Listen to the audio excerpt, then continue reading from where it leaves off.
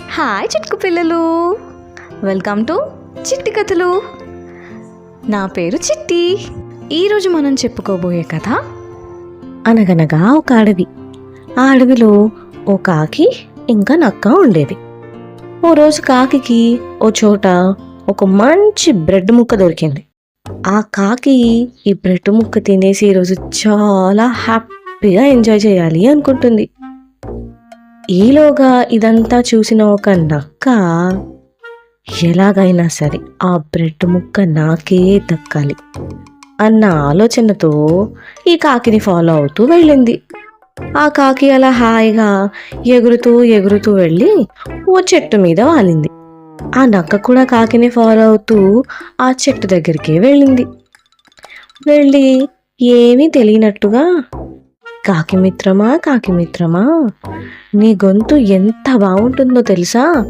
నువ్వు చాలా చక్కగా అందంగా ఉంటావు, అంతే అందంగా పాట కూడా పాడతావని విన్నాను నేను అని చెప్పింది నక్క.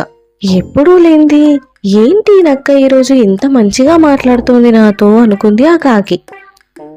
ఈలోగా నక్క నా కోసం ఒక పాట పాడొచ్చు కదా అంటూ చాలా అమాయకంగా అడిగిందా నక్క. అది నమ్మిన కాకి నిజంగానే తన గొంతు చాలా బాగుంటుందేమో అనుకొని పాట పాడటానికి నోరు తెరుస్తుంది.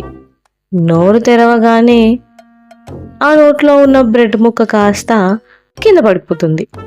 అది తీసుకొని నక్క పరుగున వెళ్ళిపోతుంది. ఈ స్టోరీని బట్టి మనకి ఇవాళ అర్థమైంది ఏంటి? మనల్ని ఫూల్ చేయడానికి చాలా మంది మన చుట్టూ ఉంటారు. వాళ్ళు చెప్పారు కదా అని ఏది పడితే అది నమ్మకూడదు. వాళ్ళు నిజంగానే చెప్తున్నారో మనల్ని మోసం చేయడానికే చెప్తున్నారో కాస్త జాగ్రత్తగా ఉండటం ఎంతైనా మంచిది. ఇది ఈరోజు చిట్టి కథల్లో చిట్టి కథ. రేపు మరో మంచి కథతో మళ్ళీ కలుద్దాం.